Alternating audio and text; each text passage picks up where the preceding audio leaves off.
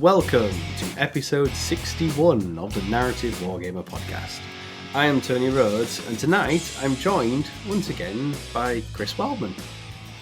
What up, dog? How you doing? Good. It's been a while since we've actually had you on the show, isn't it?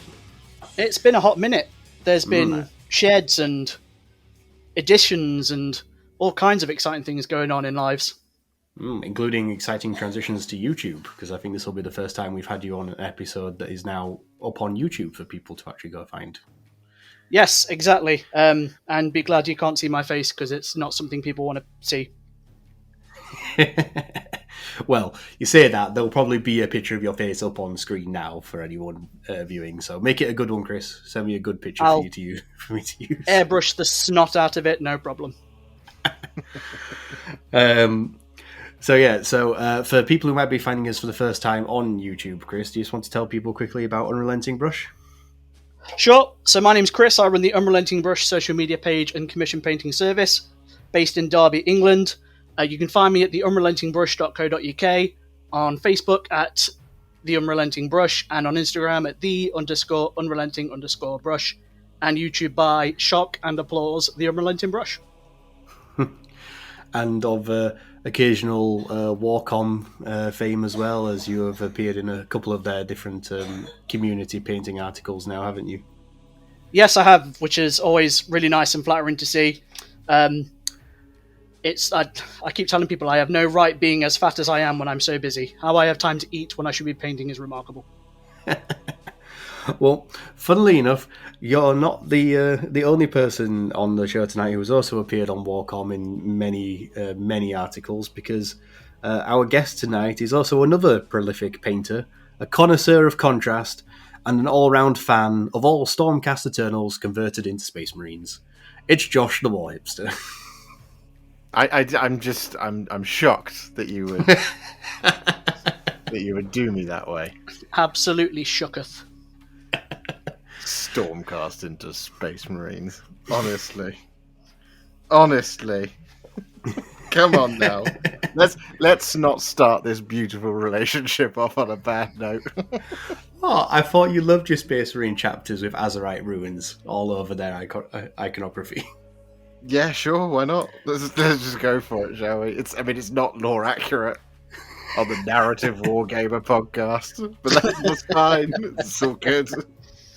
It's funny how, you'd think that on the Narrative Wargamer Podcast, where I've got a pair of very well-renowned community painters who are both exceptional examples of, sort of hobby and excellence and just an all-round great time for what it is to be a painter. You can bring that down a notch. Thank you very much, Sunshine. We don't take praise in the unrelenting shed. Well, I've got you here to talk about tournaments. Painting tournaments. Well, like I say, it seems like the natural fit. Obviously, we're going to talk about 40k tournaments tonight. But there is a good. That does feel natural. I'm not gonna lie. I have many opinions, so we can share. It's them. the enthusiasm that's coming through, Josh, that's getting me all tantalised. But yeah, so basically, tonight is going to be an interesting little discussion, because it's fair to say that on the Narrative Wargamer Podcast, we don't typically talk about the competitive events that go around these days in 10th edition, because that's just generally not our bag. We enjoy a good event. We enjoy the opportunity to go and play lots of games of Warhammer and meet people and have a wonderful time. But it's fair to say that the sort of standard 40k tournament it lacks a few appealing qualities to most of us, and we thought it'd be interesting to say, well, what would we change? How could we make some of these more standardized 40k tournaments a little more interesting and exciting? So we've got a few ideas that we're going to talk about later in the show. But before we get into that, I'll apologise to doing Josh dirty like that and give him a chance to tell us a little bit about who he is and what he does, for those who somehow might not have heard of Warhipster and what he does. Where can people find you, Josh? You can find me in all of the light places of the internet and none of the dark. So you can That's ominous. Well, I have to preface that because, YouTube, whilst being a very public forum, is quite dark at times. But you can find me on YouTube at youtube.com/warhipster. You can find me on Instagram at instagram.com/warhipster. And you can email me, I guess, at therealwarhipster@gmail.com. I'm not If you on have Twitter. Yeah, if you have to, you can email me there. If there's something really important, like I've missed a bill or something. But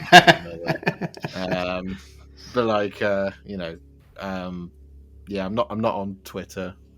I am on Facebook, but not really. Yeah, I'm just kind of bimbling around making contrast painting videos. Just a couple. I guess. How Yeah, many just are a you up to now? Oh God. Well, I do 2 a week as Disgusting. a minimum. It is because it's an obnoxious amount of work, and I don't know why I continue to stick to it. I have done 727 videos. Is that it? Yeah, just a I couple. think I've done 17. Get out of that one, Rommel. Wait, but are you on like 100,000 subscribers? Because that will really make me cry. If I'm on 500. 500,000.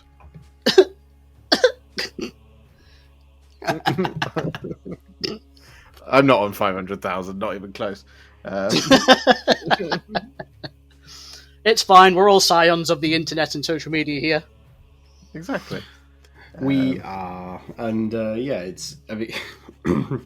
It's fair to say that we're all constantly in the social media circle, aren't we? At this point now with the hobby, it's impossible to go anywhere without seeing various opinions on Scutari with stilts and similar. Well, I have to be because it's my job. I can't not be in the social media because if I didn't, I wouldn't eat, and I like to eat. Yeah, very similar boat for me. I say to everybody, if it wasn't for work, I wouldn't be on the social nonsense. I'd go full John Connor, but like Josh, the dogs need feeding, the bills need paying, so... Yeah, I did think about that the other day. Like, if I'd never made that step, where would I be? Would I have given a monkeys? Because I started... It's so telling, isn't it? You're on Instagram. I had an Instagram because everybody else had an Instagram, and I mean not Warhammer, but I mean everybody else had an Instagram. So occasionally people would upload photos of us on a night out, and I would be like, oh yeah, well I'd like to see those. So I had an Instagram account, and then I'd moved house and I was at home, and I was like, oh, do you know what? I'll just post. I don't know if anybody does this, but I'll just post a photo of some Warhammer that I've just painted. And I think it was like Cypher or something when that model came out. As part of the triumvirate of the Primarch. And I just posted that photo, and I was like, this has got more likes than anything I've ever done before. I'm going to keep doing this. Here we are. Yep. Quite a few years later. And it turned out I wasn't the only one doing it. I didn't think I wasn't the first person to have an original idea, so that was hard to take. What do you mean other people do this? Well, that's like I'd come into it thinking like it was still like it was when I was a kid. It's like in my school year there was, I think there was about 150 of us, something like that, and there were like 5 kids that did Warhammer. So I was like, if that proportion is still right, chances are there's only like 100,000 people in the world who know what this thing is. No, I was completely wrong, of course, on that front. And of course, it's changed so much in that time anyway, since Triumvirate of the Primarchy anyway, in terms of the amount of people that are now involved. And there's also have that kind of, what would you say, spotlight of social media. Because now everyone is on it. It's like if you go into Games Workshop and they're like, hey, what are you here for? Oh, I'm thinking of getting started. Cool, you'll need a core box and an Instagram account. Yeah. so you can see what everyone else is doing and get really sad because everyone else is better than you. And so then you strive to get much better than that person, and so on and so forth. It's like the war of escalation out there on social media these days. But yeah, no, it's amazing to see it. Like, but then that makes me sound like a really grumpy old man. Not once, not even once. I mean, it's true how these days now I often find that when something is like a new reveal from Games Workshop and you like look at, wow, this new model looks awesome or amazing or whatever. These days now, I tend to be more excited to then see what people in the community then do with it.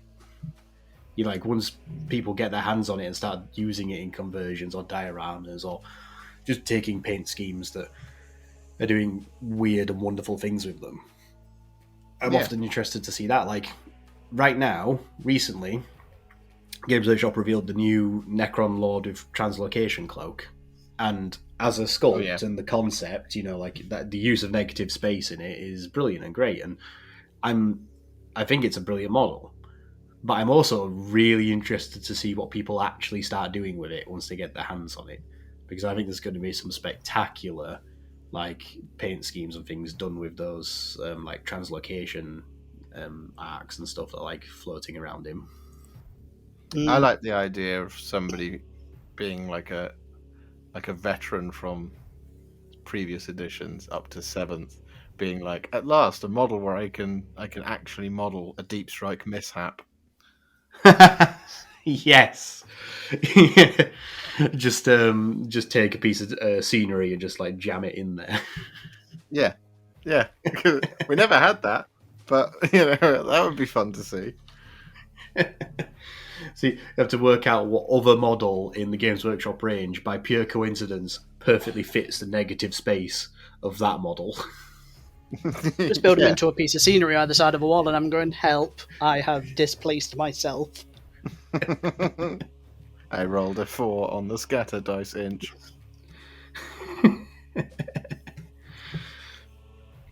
So yeah, I mean, so speaking briefly about new reveals and stuff. At time of recording, this is just after the latest reveals at is it the World Championships that's been going on this weekend somewhere? Yeah, and there's been some interesting new reveals there as well. I mean, they've completed the set of Necron reveals for their new codex with Orokin the Diviner getting his latest new sculpt, which is interesting because I think perhaps Orokin is the first example of the evolution of an existing Necron character into a new one, where it actually feels like there's some semblance of change to him, not just re-sculpted with modern techniques, but he's actually a little bit different here and there. Yeah, I see that. I think the Imhotech's a great new model, but again, it's quite safe to the original. Yeah. Not that there's anything wrong with that, but I see what you mean about Orokin having that slight kind of more of a refresh. I think since they originally sculpted him, they've determined a little bit more what the identity of a Cryptek is, and now they've taken those concepts and put them into the new Orokin sculpt.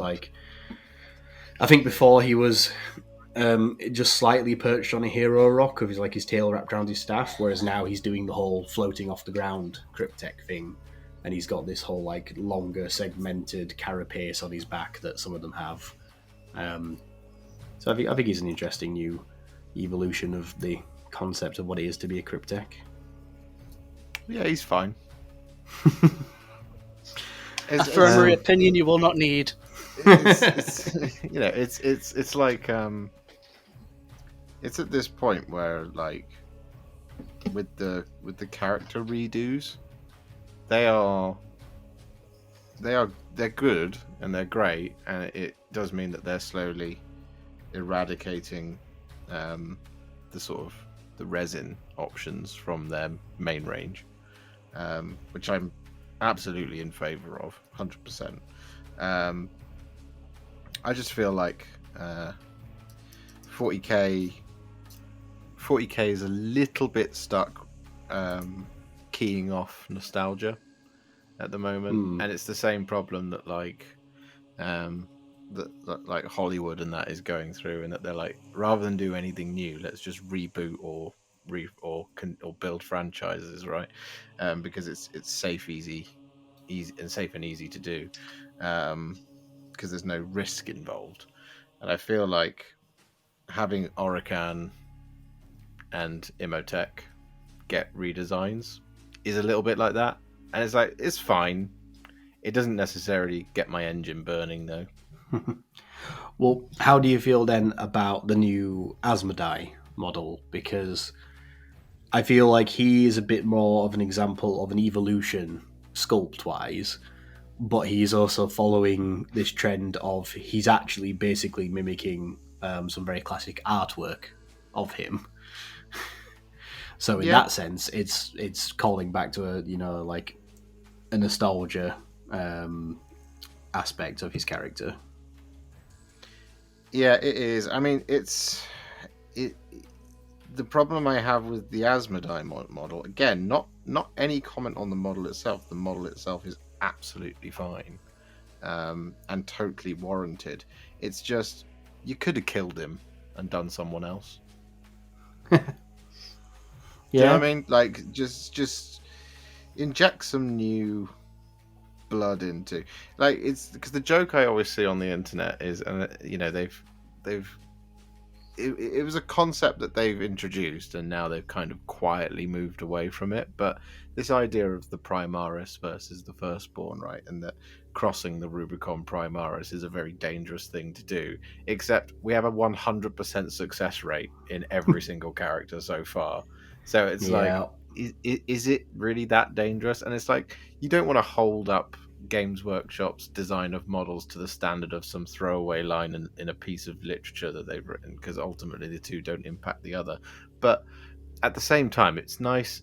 The idea for me is, it would be nice for someone like a character like Asmodai to actually not survive that process, and they go, oh well, here's a new High Chaplain called Super Angel Man, and then we can just Keith, the High Chaplain of the Dark Angels, Chief Interrogator, and then they don't have to stick to things like artwork or predetermined design principles. They can do something a little bit different.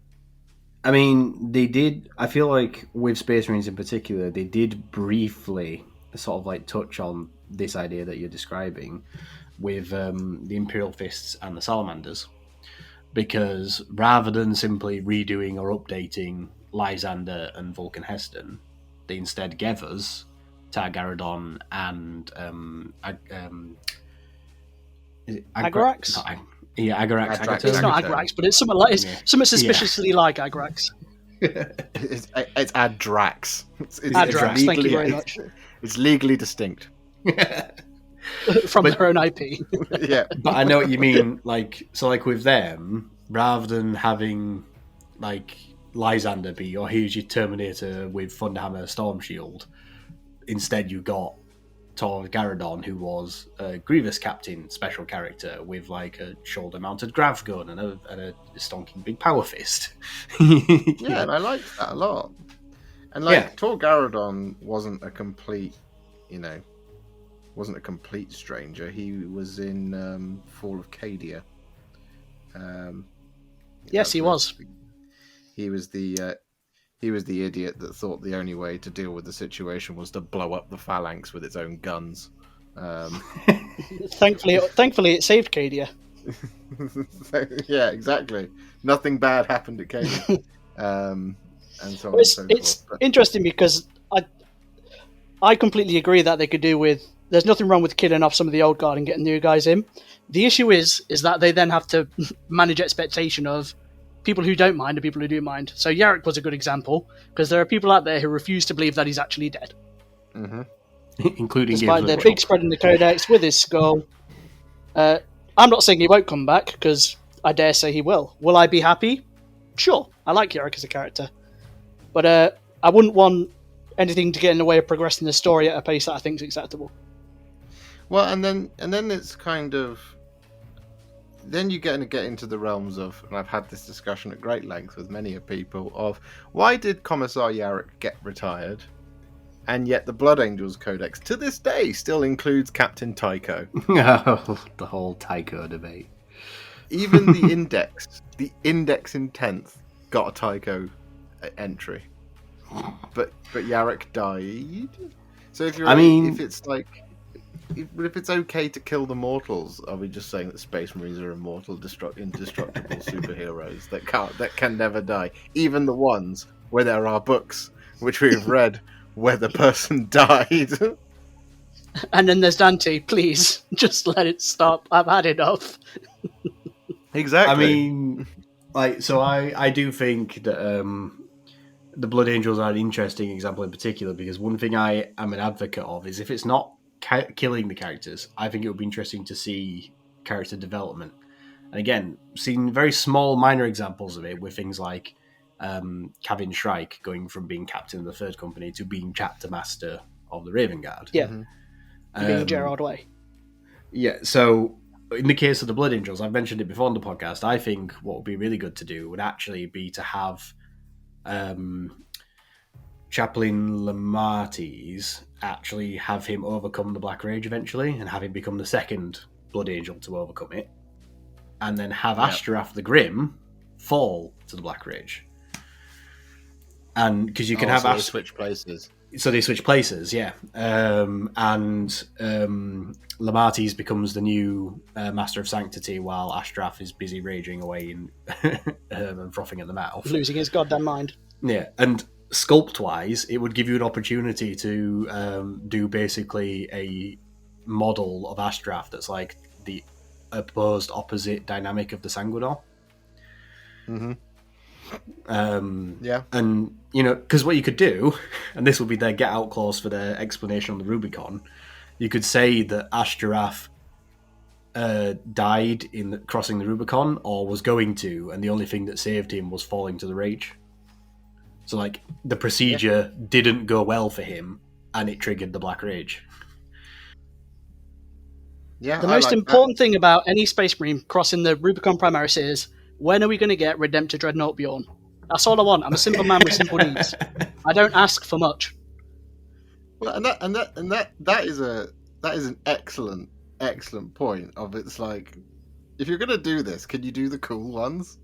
Like, Yeah. Even though like Logan Grimnar is a very divisive model, I would like to see the Logan Grimnar version of what they can do now in terms of the way they sculpt. For sure.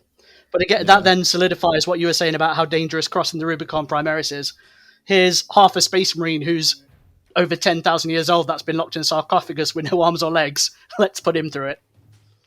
Well, yeah. Well, let's put him in a Redemptor, which we said previously in the book burns out its host really quickly. But then, let's just put this guy in it for no reason. Okay, cool. Yeah, they can justify it otherwise just by going Bjorn's an absolute lad. Yeah, well, exactly. Have that as a paragraph in the book. Done. You could even have it written as Bjorn demands that they put him in one. Like he pulls rank on them. He's like, "You say that thing's going to actually kill me? Put me in it, please." Because you could tie it into his lore as well, because when he lost his arm, he was leaving the apothecaries. And feel free to comment, anyone who thinks I've got this wrong, because I probably have. But when he's lost his arm and he's leaving the apothecaries, there's a claw on the wall. He's like, "I'm having that." And they're like, "No, please don't take that. It's an artifact." "No, I'm having it." Puts it on his arm. So again, Dreadnought Bjorn walking through the Hall of Ancients going, "What's that? A Redemptor? Stick us in one of them, please, lads." I want a new pair of trousers. I've been sat in these ones for many, many years. Isn't it? The smell's getting a bit much. Put me in a new one. I mean, anyway, that's my interesting contribution to the lore. Well, yeah, like the other point with the Space Wolves that, again, I've mentioned once or twice before, is I do think Grimnar is actually one of the best options available for a character who actually has a heroic death and actually stays dead. Because then Ragnar can take over Carney. Well, yeah, because you've got both his, you've got essentially his senior in Bjorn and his successor in Ragnar. So you can have Ragnar become the new chapter master, but just because Grimnar's dead doesn't mean that actually the chapter is missing its most senior member. Yeah. you've still got Bjorn as being the the ancients that they go to when they need to consult the knowledge of ages past sort of thing. Mr. I remember when. Yeah. But yeah, that's just some of my ideas about. Right, so there's the next law for the next codex done, lads. We'll get it sent off immediately. Get that written up. And then so go on then, Josh. Tell us what was your favourite picks then from the recent reveals. It's a tie between Bone Daddy and Vampire Daddy. There's a theme. Yeah, I mean those models. The Usharan and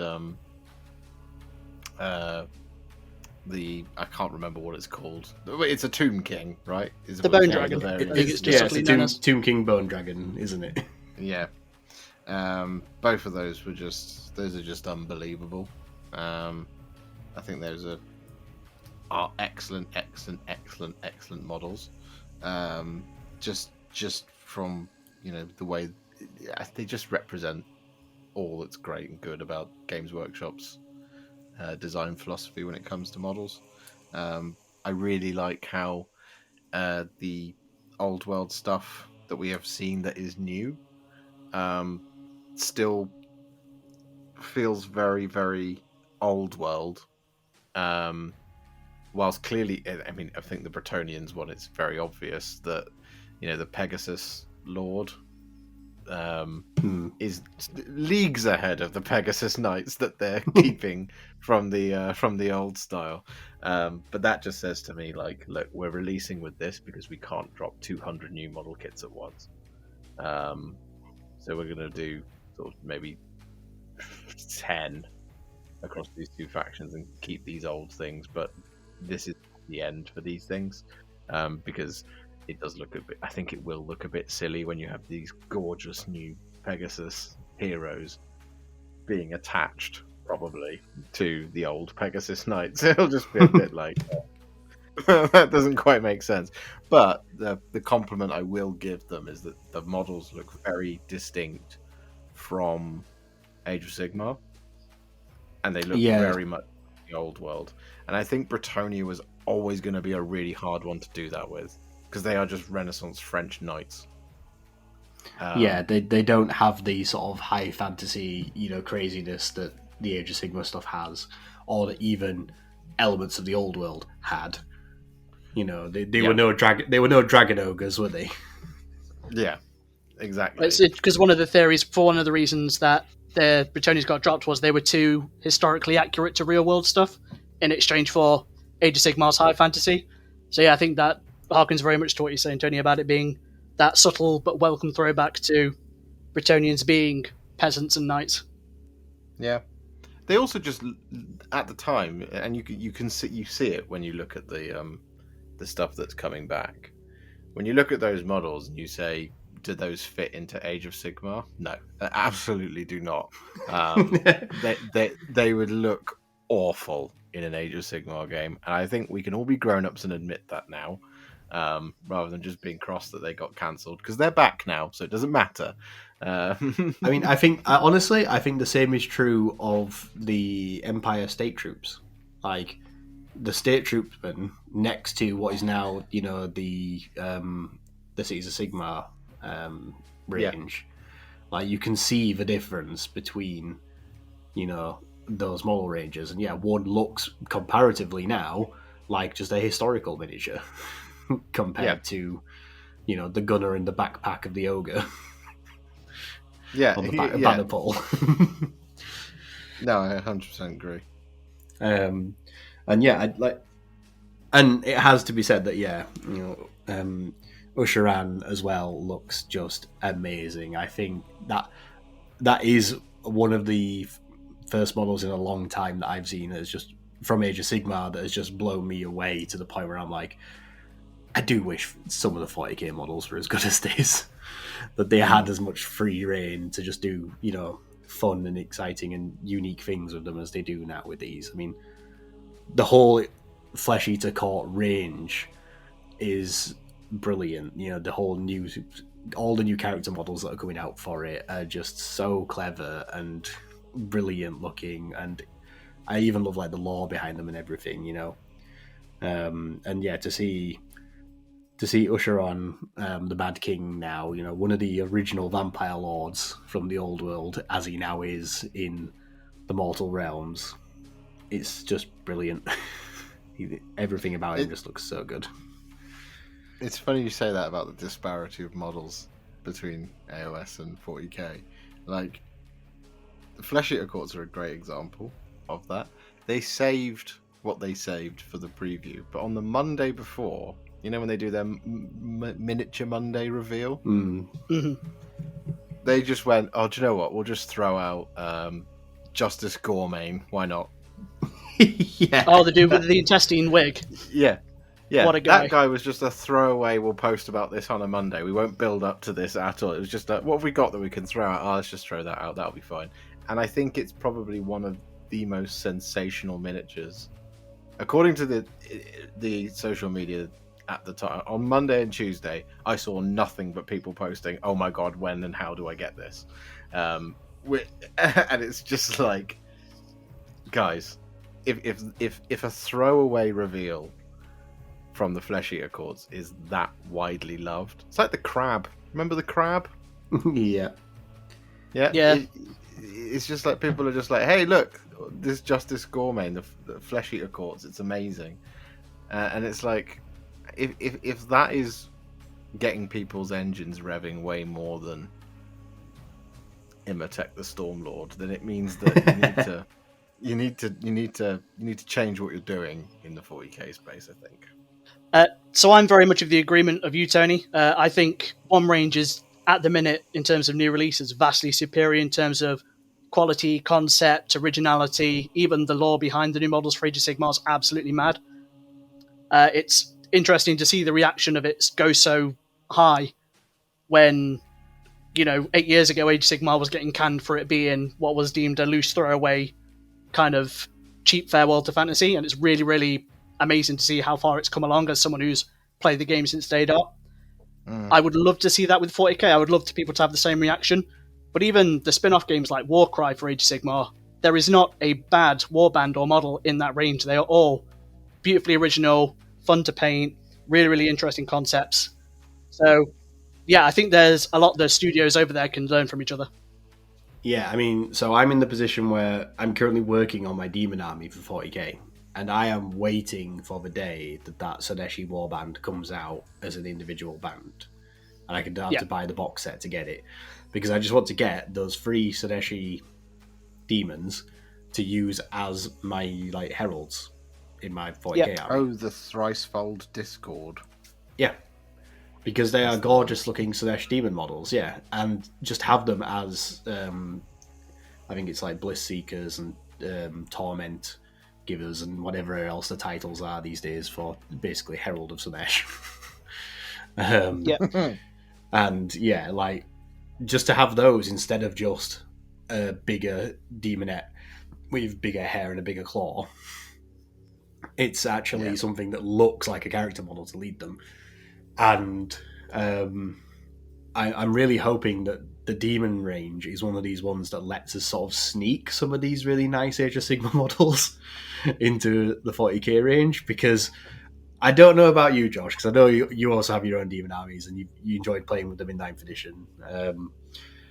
Were you disappointed or not that when the 9th edition codex rolled around, it didn't include either the Purveyne of Sanesh, the terrain piece that they have in the Hedonites, or the named character sisters, the Keeper of Secrets? Oh, Selesky and... No, not Selesky, that one's already in. Dexessa and Sinessa. Yeah, because that's an example of... I saw that model released in the Hedonites range in Age of Sigmar, and I was like, I cannot wait for that to get its equivalent 40k rules so I can use it. So I Anytime now. I have 2 things on that. One, kind of. Yes, it'd be nice to have them in 40k. But there has to be a reason for them to appear. And the reason they appeared in AOS was as a consequence of Marathi doing all of her scheming so that she achieved that ascended godhood. So that's how the Talon and the voice of Slaanesh came into being, as a consequence of her actions. So we would need something equivalent to happen in 40k for them to appear. I'm not mad if it happens. I would like it, because it would be cool to use them as big It's buff just pieces for yeah. thingies. Just if they just appeared in the book as like, hey look, Sinessa and Dexessa are here. Oh yeah, why? They just sort of are. They've always been here. Oh, have they? Cool. If we have, for example, I don't know, Prince Uriel gets flattened by some Slaaneshi demons or something, or just something happens.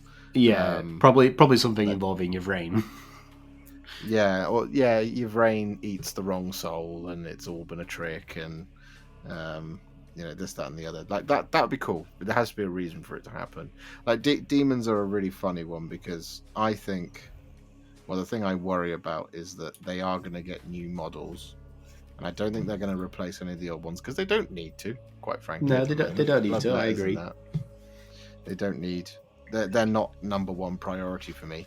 The thing that I worry about for 40k is 40k has very few 40k demons. They all come in AOS boxes. You've basically just got the Soul Grinder. That's it. Yeah. And what I worry is that we're gonna get. How do we balance demons in an edition where it's shooting all the time? Yeah. Let's make some demons that carry guns, and I mean, we'll make them really good. I do think it's telling that that Vashtor has been sort of categorized as a Chaos Space Marine character, like a data sheet. Like that's where he lives. He doesn't live in the Demon Codex, despite the fact that's what he is. He's a demon. He's not a demon prince. He is a demon. He's not affiliated with the Space Marine Legions. He is just an agent of chaos that follows the whims of his his own desires. He's not burdened by being tied to any of the gods. But I get that rules-wise, mechanically, it's because his whole deal is meant to be basically the Dark Mechanicum, who obviously don't really exist yet, as a standalone army. So the closest anytime now, I read on the internet, next weekend they're going to be revealed. Along with that plastic Thunderhawk being ridden by a lion. Exactly. Anytime now. Next week. I get that the demon engines are the most concrete thing for him to be associated with, and they mostly exist in the Chaos Space Marine Codex. So I get it, but that is telling in itself, I feel, that he's not in the Demon Codex when ultimately he's a demon, and that's what he is. Yeah. It's going to be a very interesting time for demons as we go forward. Because they have promised us that every 40k army is getting new models. That's what they said at Warhammer Fest. They put up the roadmap and they went, here's all the next few codexes, and all of these codexes will be getting new models. Some will be getting more than others, and some will be getting one, maybe. Yeah, and the Admech get one long stilty boy. Yep, the Admech get their one long stilty boy. The the fisherman. It's good when they mentioned in the article that the model itself is divisive in the studio. I was very, very surprised to read that. I did not know they put that in the article. They described it as Marmite, and I was like, "Oh, muchos interesting." That's surprising. I look forward to our Demon Codex getting our one model release of here is Sodeshi Demon on stilts. There's a theme with this edition. Here is a corn demon with a gun on stilts. Hot. Yeah. I'll take 10.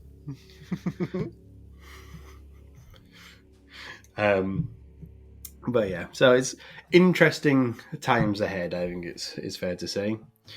But speaking of game mechanics and how we expect things to change in the future as we go forwards. Perhaps it's time we move on to talking about our main topic for tonight, which is, of course, what we would be changing about 40k tournaments if we could and if we think we should. Because I'll let you lead this off, Josh, because whether you can remember the particulars or not, would you care to recount for us perhaps your original beef with the the tournament scene that you talked about on the Conclave earlier this year? Wayne's World flashback. I don't fully remember exactly what I said. I know it was cross. I know there was talk about the same two Primarchs always fighting over L-shaped ruins in the same hab block all across the galaxy all the time. Yes. Oh god. I missed that Black Library book. So, it was called The Damnation of Typhos, wasn't it? Yeah, exactly. Exactly the one. We'll count the jabs at Damnation throughout the episode. Put a jabs counter on. Look, the thing for me was that I think going to a tournament should be considered the pinnacle of your playing experience, regardless of what type of tournament you're going to, whether it's a narrative-based thing or a big Titan scrap or a competitive tournament, a team tournament, doubles tournament, whatever type of tournament. That should be the pinnacle of what you're playing, right? There shouldn't really be anything. There shouldn't be any experience that isn't that is considered to be the tip-top experience of playing Warhammer. I agree. Right? It's an aspirational scenario to be in, isn't it? It's like there's that element of pageantry of the event, of being there, bringing your army, committing to being involved in a day or two's worth of gaming with other like-minded players who are there to also engage with this hobby at this level and in this way that is, like you say, essentially meant to be like the pinnacle of the experience. Yeah, and I think that what has certainly happened from my experience of the competitive scene in 9th edition and 8th edition is this kind of standardized, codexified version of that playing experience. And so we will use the same terrain map or the same 2 terrain maps for a little bit of variation. Steady on. Across How 5 exciting. games. Yeah, so you use one terrain map 3 times and the other terrain map 2 times. And the terrain we will fight on are all L-shaped ruins. There will be no variation because Games Workshop made the terrain rules slightly too complex in 9th edition to overcompensate for the far too simple terrain rules of 8th edition. They kind of went too far the other way. So everyone just went, cool, we're just going to do L-shaped ruins. That's it. And if you're lucky, it might be the same intact hab blocks that everybody's fighting in across the galaxy. And then at a certain point, it's like, okay, well, that's pretty dull because there's no tactical. You don't have to think on your feet to deal with that situation at all because you know what it's going to be. If you download the pack, you know what terrain you're going to be playing on, which dictates how you build your army, which dictates how you're going to move through the map. And you're taking so much out of the skill of the game by doing that. And I've heard people say, like, the rules for chess have been the same for 1,000 years. And yes, that is true, but every opponent is different. So everybody recognizes that there's not one uniform way to play and win at chess. Whereas if you tried to win at chess by the way that you spent 9th edition winning at 40k, or if you moved your pawns, all of your pawns 2 spaces forward, and then you collected 60 points, because the white pieces get to do that, but the black pieces they only score points by killing pawns. Do you know what I mean? Yeah. So like there's a problem. So that's why I think there needs to be, in my opinion, and I know it's not shared by the tournament scene, because the tournament scene doesn't like variation. They don't like variables. They like to take this game of chance that we all like and remove dice entirely from it. If they could, it would all just be a case of we'll just use probability and maths to decide the winner. And I've had people at games say to me, statistically that model dies, so do you want to just remove it? And I've gone, nope. that's not what's happening. I can do that at home. Yeah, exactly.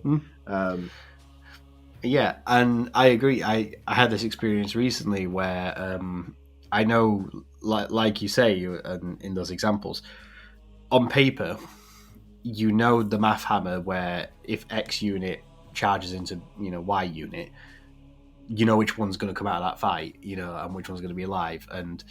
But the amount of times that in games, it's when you have that straggler or that unit just doesn't die in the one round of combat and it takes 2 rounds of combat to die, that's what shifts the line of play to give the opportunity for one player or the other to capitalize on scoring an extra 5 or 10 points of primary that round, because the variance didn't let it go to plan. And then it's how the other player then comes in and swings that to their advantage. Best example I can give of that was playing against Custodes in 9th edition with my demons.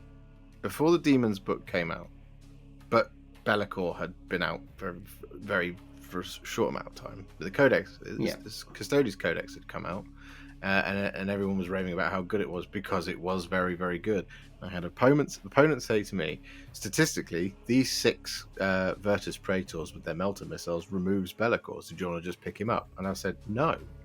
And guess what? Guess what happened? He took 1 wound. Because I rolled saves like a demon. And I was just like, cool, so what was that about removing the centerpiece of my army? Because statistically it should go? No, come on. And so, like, the point I make is that I think that as the game has gotten more competitive, and as the core rule set has gotten more competitive, the flavor of the game played at that level has all but disappeared. And that to me is, I don't want to say a disaster, but it is a bit of a disaster. Especially when what we will see for the next 3 years, well, next year and a half, as the codexes come out, you will see all of the tournament results generally be like a month or 2 after a codex. Who was in the top 10? Oh, it was 9. It was 9. Let's say it was 9 Demons players and 1 Eldari player. So the terrain doesn't vary, the scenarios don't vary, and the armies don't vary either. Yeah. At what point are you exploiting the vast richness of the game? Yeah. And me and Chris were talking about this briefly before we sort of started recording tonight, and basically we were saying that it got to a point in, the back end of 9th edition, and arguably a little bit now in 10th, where if you 2 players who are, well versed in the competitive game and the current meta and all the rest of it, they could look at 2 army lists, they could look at the mission, and they could look at what the scoring is going to be, especially in the 9th edition version where you had the set secondaries. Mm-hmm. And those 2 players could probably accurately predict what the final score of the game was going to be within maybe about 10 victory points, one way or the other.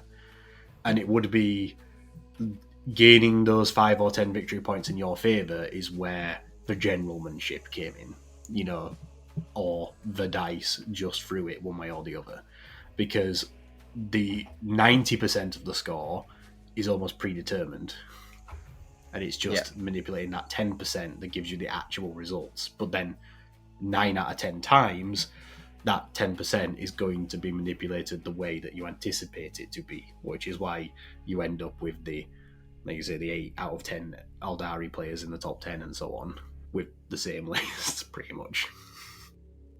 Yeah. Yeah, and the outlier is generally finishes second or third, and it's because they took an army where they applied their brain, and they took an army that specifically countered the 90% of the strong army that was there. And as you go, well, that person there, the person who's come third, is clearly the best general. Yeah. So it's like, well, how do we hear more from that individual?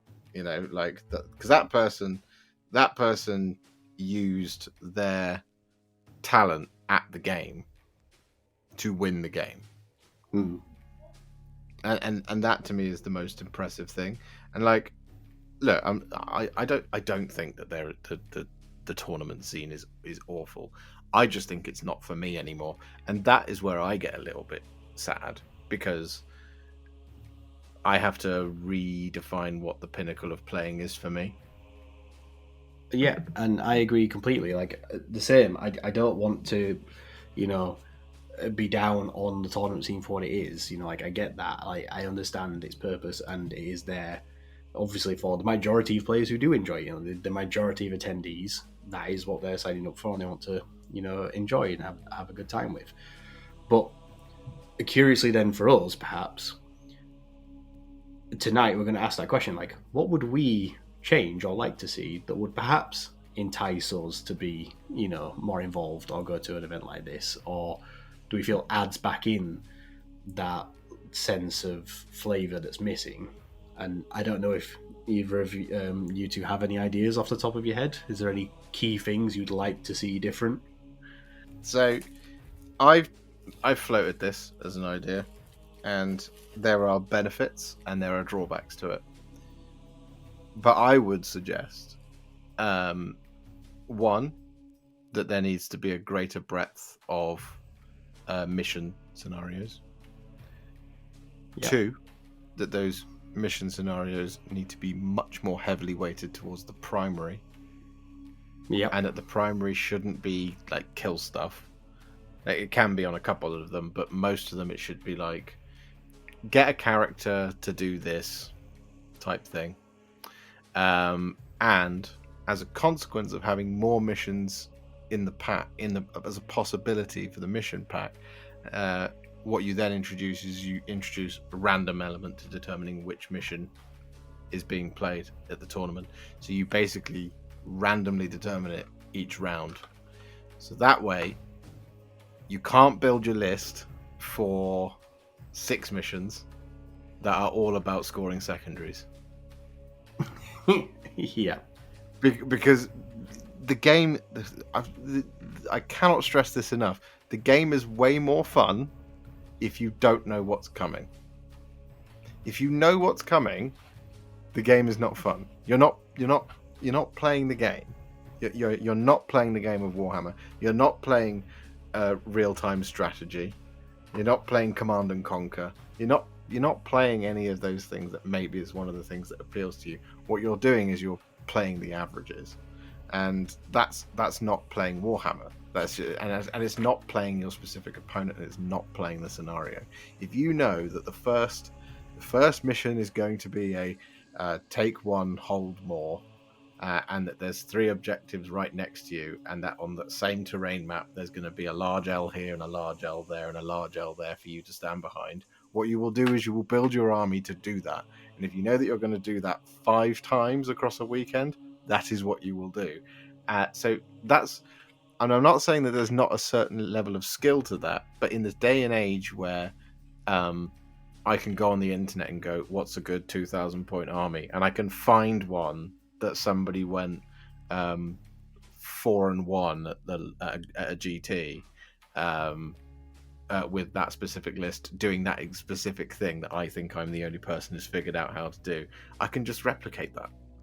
And if I know how to play that, then I know how to play that. And again, I'm not playing the game of Warhammer. I'm playing the averages. I'm playing everything but the actual game of toy soldiers. And that's what needs to change, because there is the people, I think, who won tournaments in 8th edition, I would say, and 7th and 6th and 5th. Yes, there's a degree of there were really horrible things that were present in the game, and that was based mostly on the models. So particularly in 7th when it came to things like the detachments, or the formations, I think that was what they're called, like the Necron Decurion and things like that, and Gladius Strike Force for the Space Marines, giving you free transports in a 1,750 point army. You were turning up with a 2,500 point army. Simpler times. Yeah, simpler times, right? But that sort of thing, I'm not saying, that was better. There was obviously problems with that. But when you saw the results of, I don't know, like the LVO or whatever, and you saw back in 7th edition maybe something like Drakari came 2nd or 3rd, you would be like, holy crap, that person played way outside of what that army is typically capable of, especially against the field at which it was being having to face. Whereas now, particularly in 9th, a little bit in 10th as well. 10th is too young, really, to say that the tournament scene is busted, but 9th and 10th, it's like when I see the tournament results, I'm like, yep, of course, makes sense. And I just move on. Like, I don't go, oh, that's interesting. Chaos Space Marines won again. Yeah. I wonder how they did that. I think the way to say implement that then in the current 10th edition environment would be, I assume most like mission packs these days are saying we're going to be using this configuration of the Leviathan deck. So like game 1 will be this deployment, this mission, this twist or whatever. And game 2 will be XYZ and so on. Whereas instead, just have an event organizer physically draw the 3 components of the mission each round at random and discard them once they've been drawn that round. Yep, 100% agree. 100% agree. And that would just that would immediately throw so many lists into disarray. Because you'd be like, well, I can't plan for which one. It might never, those missions that I like to play with in this way, they might not at all come up. Which is why I'm saying, like, there needs to be 24 missions in the pack.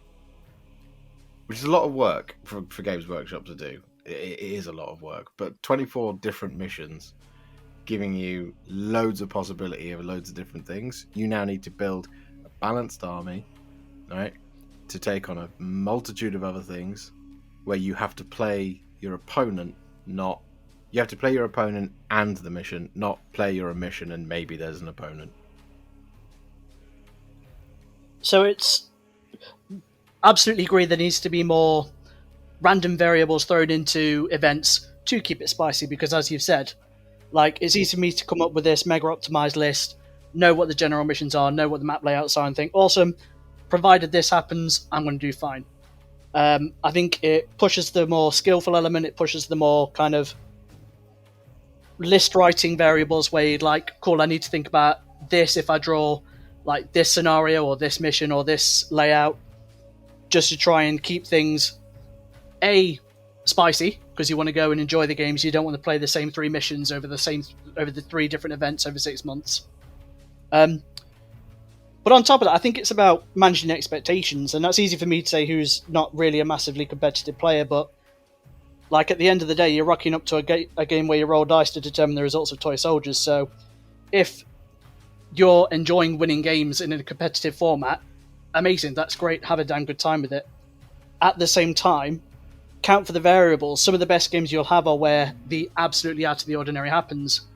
That, what was he? He was a space wolf, wolf priest, in 7th edition rolling 22 up saves to stay on the objective to then win me the game. Yeah. Like, it's those moments you live for. It's so easy to just go, right, I'll take this as an optimized list for an alpha strike and delete most of my opponent's army off the table. Boom, boom, shake the room, that'll do. But again, I feel like it might be, because I said to Tony before we started recording, back in the days of 6th and 7th, the amount of input from Games Workshop in erratas and game updates and stuff like that was minuscule. You might have got an FAQ once every other year. Nobody enjoyed that. We now get 3 or 4 a year, if not more. Yeah. So it's a case of them, cool, awesome, this is the feedback we've got, let's try this. For a lot of people, it's too much. For the competitive players, they don't mind it because they want to keep up to date with what's hot, what's not, what's going to help them do what they need to do. And that's absolutely fine. But with that becomes the managing of your expectations that the scene will change, and appreciate what you've got for what you're expecting from a competitive event. Alongside that, it's interesting how running events by TOs and stuff like that, how much they incorporate from Games Workshop. Like Tony was saying, if they then want to think, okay, cool, we're going to try this for this event and see how it works out, and then their players react well to that, amazing, set the example. Design submissions, think of a rule set. I ran a Heresy event recently where we said tabling doesn't win. You accrue point objectives from your objectives. If you table your opponent without capturing so much of a single objective, you ain't going to win. And the immediate impact of that was people started playing to the missions a lot more, even though it wasn't a competitive or even overtly a narrative event. The missions were a narrative, but we kept the base game around matched play and how that works. So again, it's trying to keep things interesting for players without it, as you said, Josh, turning up, knowing what the lists are going to be, knowing what the missions are going to be, knowing what the layout's going to be. At that point, it's, watch, see what happens. Oh, I knew that would happen. I'll go home for the weekend.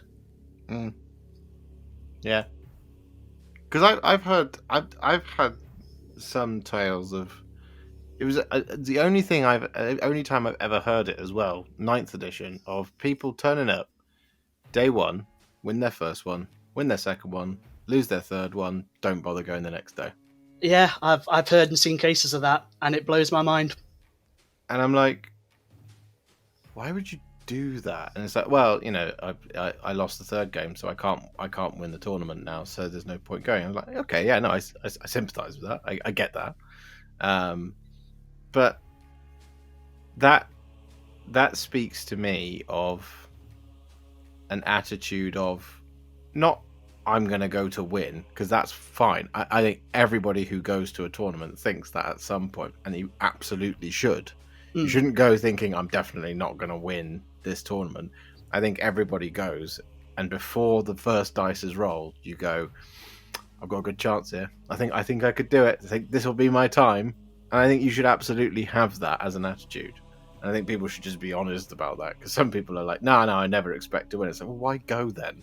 Like, yeah, like, is it that the key is to not have that be the only thing you want to get out of the experience?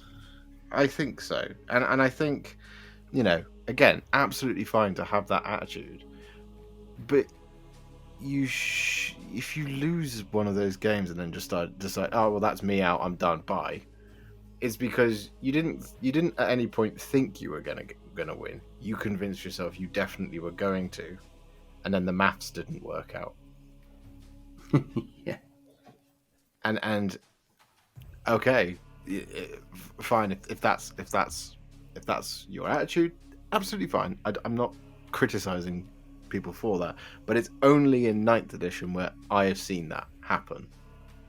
And 9th edition and since, I never saw it happen on 8th. I saw one. Go on. I find it interesting that there is, and again, the support is there from Games Workshop for these competitive events with the meta watch and the regular updates and the data slates, miniature and field manuals. So the support is there, and there's clearly a marketed emphasis on it. But when you think about the size of the competitive scene in relation to the amount of people who actually buy Warhammer, it's going to be a percentage, if that. Because let's face it, a lot of people dare say we're all victims of it, go in, buy a box of models, and sit and look at the box on the shelf for how long's that been there? Easily 5 years. Yeah. So And again, when we go onto the social media, we hear about these infamous stories, these notorious cheaters, these weighted dice winding up in the toilet somewhere. And how much of it is becoming a focus of the game that we're being exposed to, compared to how much of it is actually what everyone aspires to be in terms of playing Warhammer 40,000 and aspiring to be a tournament player? Like, how does it reflect in a player base in regards to the competitive scene? And then you get those attitudes, like you say, Josh, and I've seen it. 1 game 1, 1 game 2, last game 3, cool, I'm going home. And it just seems like such a shame. Yeah, it's a. I mean, how long have you guys done Warhammer? Too long. Yeah, I'm on 25 plus years now. Yeah, same. Yeah, 20-ish. Yeah, so we have a very different attitude to people who've been in it for 5. Yeah, and I totally get that. so we're just like, this isn't the game I know. A lot of people are like, go home, old man yells at Cloud. See, I often feel that like my side of that attitude is more not, this is not what I remember, more, this is not what I know this game can be. Do you know what I mean? Like, it's I more lament the lack of representation for what this game can be beyond what the majority of it is seen to be. Yeah. And yeah, like to your point about mechanically in these events, like scoring in game, one thing that I think the advent of the ITC formats then evolving into 8th and 9th and so on has caused is this growth of the progressive objectives being the only kind of scoring you get in most missions now. And I think one of the things that's really lacking and should be more often appearing in mission scoring is more end game scoring missions, where there's a larger weight of the primary score based on having control of X objectives at the end of turn 5. Not did you hold it for the majority of turns 1, 2, and 3. Because that's the sort of thing where you don't end up by turn 3 having a foregone conclusion, where you're like, well, I'm 30 points ahead and you don't have the opportunity to catch up now. And where pre-planned strategies get to the point where, well, I just need to be ahead in the score for 60% of the game and I'll win. It doesn't matter if I have anything left on the table or not at the end. Yeah. Or it doesn't matter if I've killed 90% of my opponent's army. If the 10% is the 10% holding the primary objective, and then your opponent still wins. And that in itself, I think, has been a symptom of... No, sorry, not a symptom, the other way around. I think progressive scoring and less endgame scoring has resulted in a lot more of the death of verticality in terrain on the table. Interesting hypothesis. Mm-hmm. So I don't think you're wrong. Yeah, I think you're probably spot on there. Yeah, because the way that I've seen this play out now is because progressive scoring requires players to be on the objectives every turn of the game, like every battle round. There's no incentive or scenario where you can spend 2 to 3 turns of the game getting units to a key objective when it's up high on, taller terrain or on the top floor of a building or something like that. Because by the time you get to it, it's only worth 5 victory points in round 5 because you've only held it for 1 turn. Yeah. And it's made the game play a lot more like a 2D board game. It's just moving your models from point A to point B because you have to be on point B for 4 to 5 turns of the game. And but again, that harkens back to maybe what Josh was saying about simplifying the rules around terrain and stuff like that to ensure objectives can't be misinterpreted, to nullify any of that. Not to use the term idiot-proof.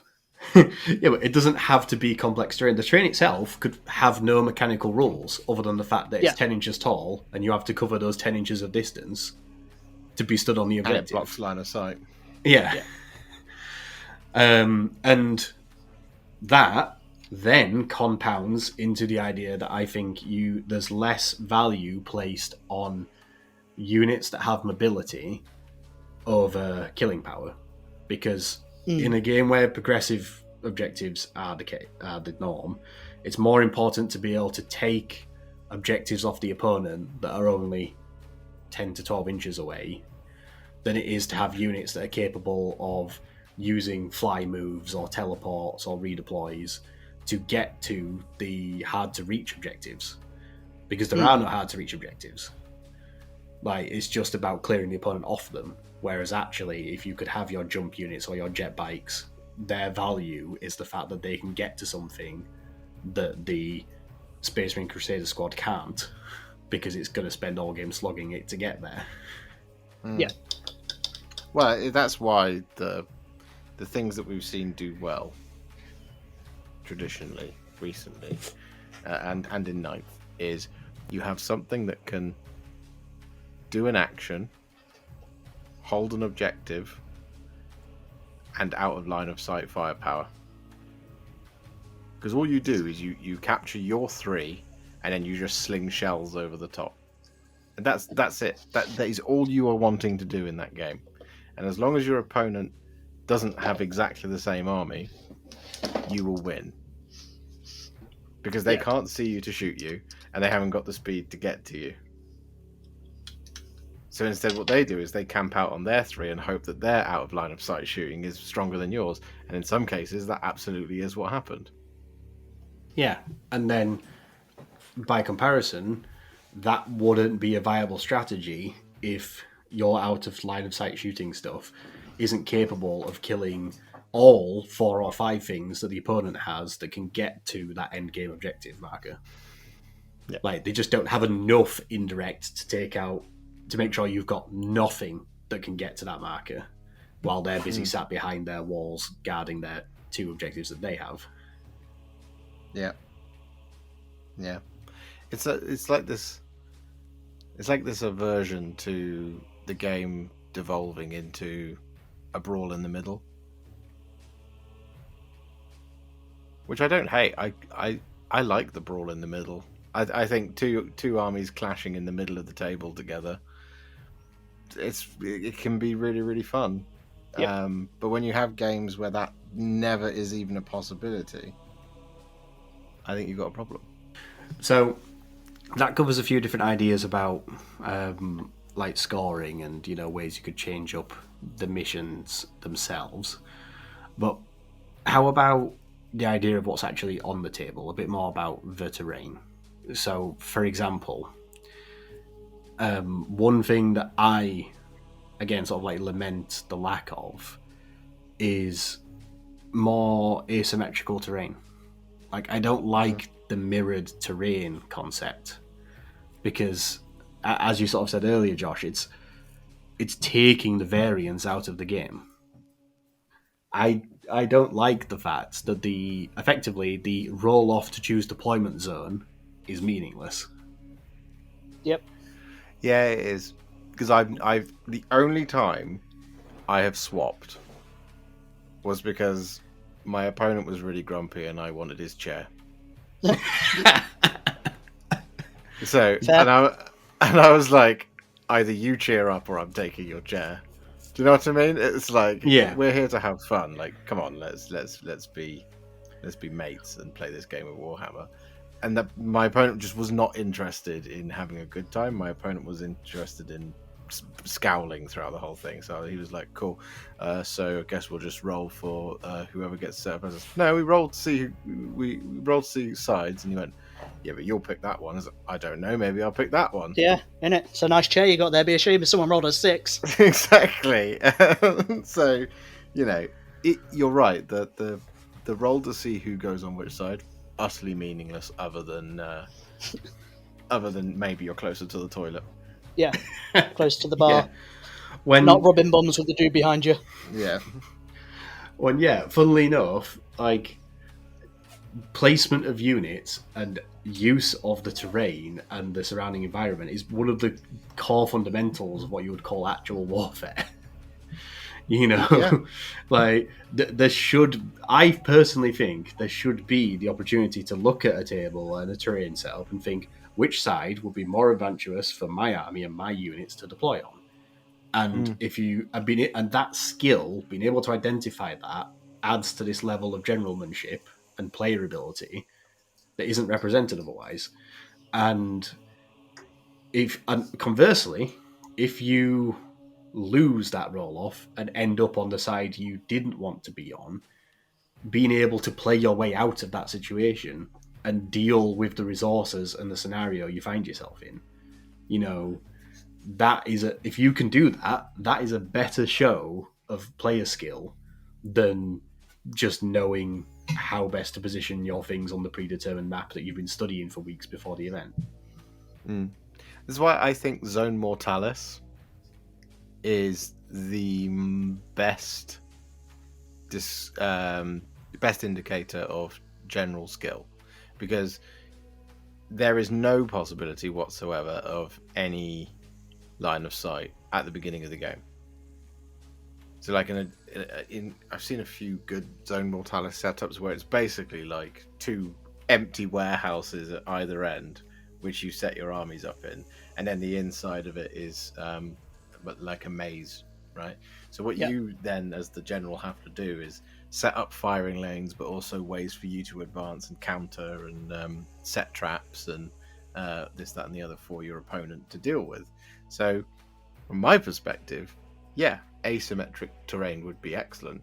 What you should see is the middle of the board be stacked with line of sight blocking stuff, and that the deployment zones have things like, you know, trees. Like you didn't see a single tree for the whole of 9th edition. It was all there was craters for a bit, and then everyone was like, "No, craters they're just slowing the game down. Let's replace those with L's." And it's like, okay, cool. So everything's line of sight blocking. Everything's exactly the same. There's nothing I have to consider here. The only thing I have to consider is how I drive my tanks out of my deployment zone. That's based on where I place them and where my opponent places them. If indeed you have any tanks at all, because in 9th edition, as we famously know, tanks were not in vogue until the Rogel Dawn came along for all of about 6 months. So, you know, it is so. To me, it's really weird when, and obviously, having played in those events, I did the same thing. To have your entire army hiding behind one large L in the middle of your board edge because you don't want to get shot, it just looks so dumb. Yeah, it does. Like the deployment of armies in Warhammer 40k looks absolutely stupid. And you see it, like, whenever somebody shares photos on Instagram of just about to play game 1, wish me luck, and I'm like, I can't see any models. Where are all the models? Oh, right, they're all hiding in that L, and your opponent's models are all hiding in that L, I would guess. Oh, yeah, look, there it goes.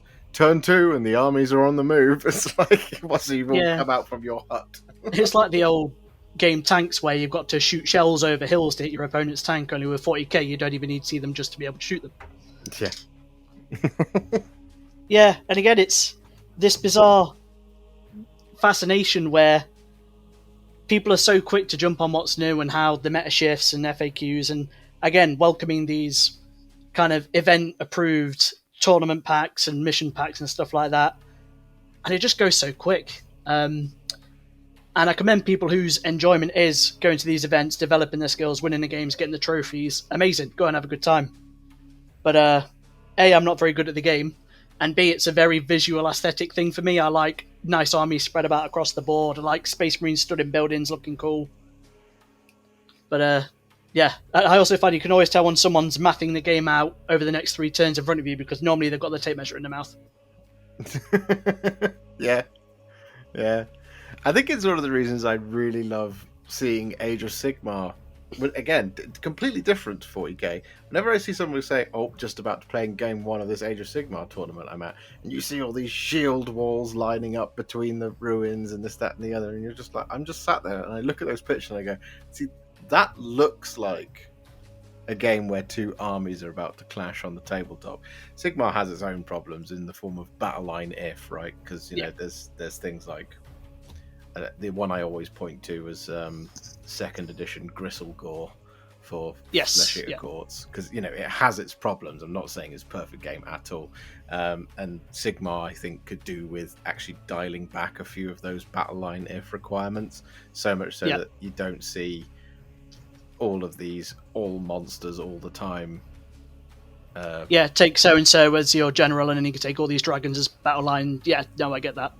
Yeah, and like, you know, because it becomes battle line, it no longer adheres to the Behemoth requirement, but I feel like it should still keep the Behemoth or monster requirement. So yes, you can take the dragons as your battle line, fine. So you can take Ionis Cryptborn, and then you can put two units of Stormdrake Guard, but that's your lot. Yeah. You've got to fill the rest of it out with troops. That's absolutely fine. I'm so into that. Anyway, the thing for Sigmar, for me, is it looks like two armies lining up. And that's why I'm so excited about Legions Imperialis as well, because that is going to look like two armies lining up on the tabletop. It's amazing how, I said this in the video I did, how as I get older, the smaller models really appeal to me. Again, Legions Imperialis, more than anything, aesthetically, ticks every single one of my boxes. And the same for it. You mentioned it's the same with Heresy. It's very rare you see Heresy, although it is quote unquote the same as 40k. Yeah. You don't see similar deployments in terms of everyone castling up behind buildings with Heresy. Yeah.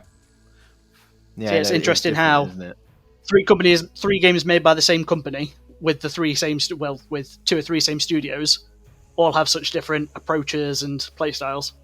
Yeah, and they all just, from an external point of view, look completely different as well. Like if I was to, you're absolutely spot on there. Heresy, again, every picture I see, you don't see it. You don't see somebody having crammed, I don't know, 60 tactical legionaries behind a single L-shaped building.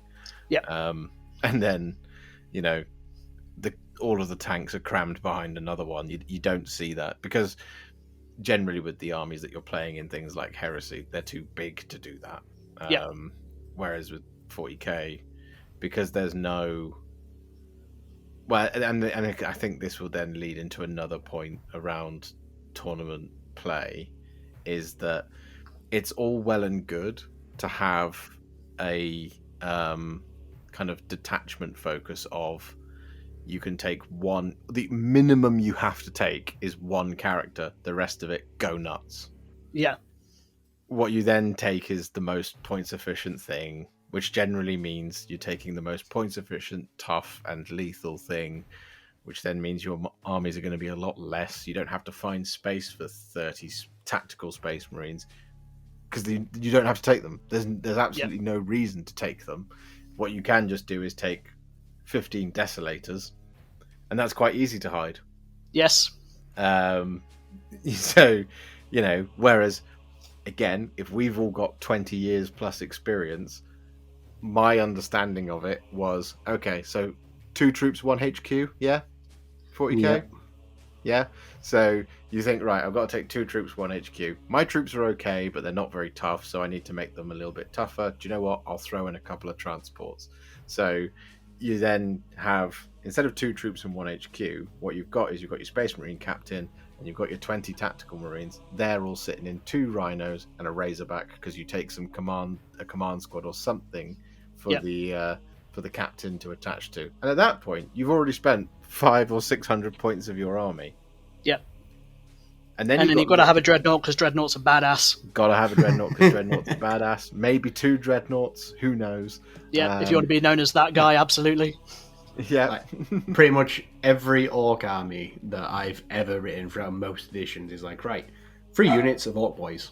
That's the core. Now, typically most editions, that'll be 20 to 30 man mobs. Like right now, the core of my 10th edition armies is 3 units of 20 boys. That's my starting point. that's 60 bodies on the table. The last semi-competitive event I went to, probably just post-COVID, I took an orc mob. I took 3 Death Dreads and about 80 orc boys, Mega Knobs, and a big boss. And it was great because there are people that, it looks like a really good army. It's like, aesthetically, it's like, yeah, list-wise, I don't think it's going to do very well. Yeah, that's cool. And then it was fine until they played against it, and they were like, right, cool, I got rid of 20 orc boys, there's still 60 left. What do I do? Don't get me wrong, I think I won 2 out of 5 games. It's probably the best I've ever done at an event. But again, like you say back, it's fine going to a 30-person event and playing 15 almost identical lists across that. But it's the underdogs and the bonkers list that always tend to get a wink at. Yeah. Like my 9th edition, for the majority of 9th edition, I played demons. In fact, I think for the whole of the 9th edition, I played demons. And my Blood Angels didn't really get a look in. Because I was playing with an 8th edition book that was pretty good by most standards, even into 9th. I thought it was a very competitive book. Most people didn't agree with me, but I did very well with it. But my army that I used to great effect had a lot of demonettes, not an obnoxious amount, but had a lot of demonettes, had 30 bloodletters. I think I ran, at one point, 30 demonettes, 30 bloodletters, 30 pink horrors, 20 plague bearers. I had that many models in my army. And I had a Lord of Change, Be'lakor, and I'd throw a Bloodthirster in, and then I also chopped and changed around using things like Seekers, not Seekers, the other one, Fiends. Fiends? Yep, Fiends, but also Screamers of Tzeentch. I thought Screamers of Tzeentch were excellent, and I planned to get 9, 18, 20. I planned to get 27, but then the 9th book came out and it went, these are limited to units of 6, and I was like, cool. Don't have to do that now. Same for things like my demonettes and my bloodletters and all that kind of things. These are now limited to units of 10 and no more can you take than that. So it's like, well, okay, well that screws some of my blocks of 10 because I don't have heralds and stuff for all of it. Anyway, doesn't matter. Before their book came out, I used to run a big horde. When their book came out, people were very excited about it because it had some real good teeth in it. The very first person I saw playing demons that wasn't me, because nobody else seemed to do that for the majority of that of 9th edition. Very first list I saw, 3 Bloodthirsters, 2 Keepers of Secrets. Yep. And I was like, well, where's the troops? It's like, you don't need the troops. This is Arcs of Omen, baby. And it was like, oh. So cool. That immediately makes my army uncompetitive. I cannot compete with it. I mean, as a demon player, I do think it's a shame that anytime I see like a battle report online or list discussion or whatever, it's like demons army list or whatever, and then they go to it and it's like majoritively most lists are 3 to 4 greater demons, one of which is typically Be'lakor, and I'm just like, this doesn't feel like an army. Where's the army? I don't want to just see demon army that is 4 models. Yeah. And like, greater demons are cool, and I'm so glad that they're good. Yeah. Yeah. Especially in 9th. They should be the greater demon. They need something to be comparatively greater than. They can't they can't just be demon. Yeah.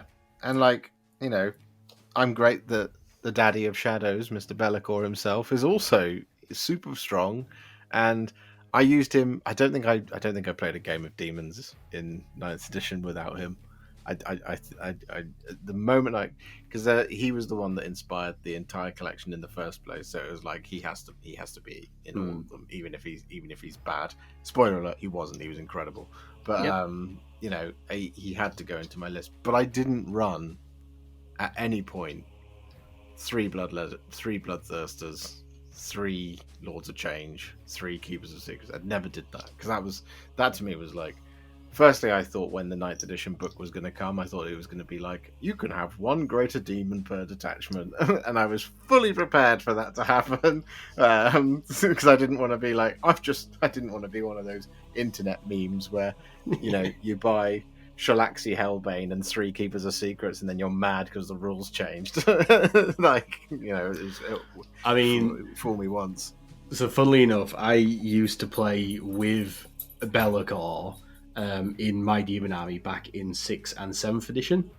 So this is little itty bitty Demon Prince Be'lakor back when he was his original Warhammer Fantasy release model with the Storm of Chaos campaign book. Oh yes, I know. Yeah, and he was slightly downscaled compared to the other standard Demon Prince models at the time, because he wasn't a Space Marine who became a demon. He was just a human who became a demon, so he wasn't as bulky. And the funny thing is, technically, if I went and found the correct base size for him, he'd still be a valid model for Be'lakor these days. Because he is the actual Be'lakor behind the building. Yeah, he's the actual Be'lakor model. If he's on the right base, there's a part of me that was tempted to do it just to see people's reactions. That would have been hello, very, little very one. Well, yes, this is Be'lakor. He's like, yeah, this was his previous model. It's not even like that old. This is just the one before the current one. Yeah, that's brilliant. But yeah, I think because this is all still related to what's actually on the table. I think the 10th edition list building mechanic is a mistake. I agree. Because they keep trying to do this, where they say, we want to make every unit in your book viable. But it just isn't. And it never can be. And that's okay, because, metas change and this, that, and the other. Like, it's fine that Screamers of Tzeentch aren't the best thing in Thin Sliced Bread. It's okay. I really like the models, so I still have them, and I will still continue to use them. But there has to be more than one requirement of a HQ model. There just has to be, because that is when so many of the problems we're running into and have run into for the last, I'd say, however long since 8th edition. With the way detachments were made in 8th, where you were just like, hey, I want to run an Outriders army, so I'm just going to take all fast attack. How about those out of line of sight shooting orc buggies? Yeah.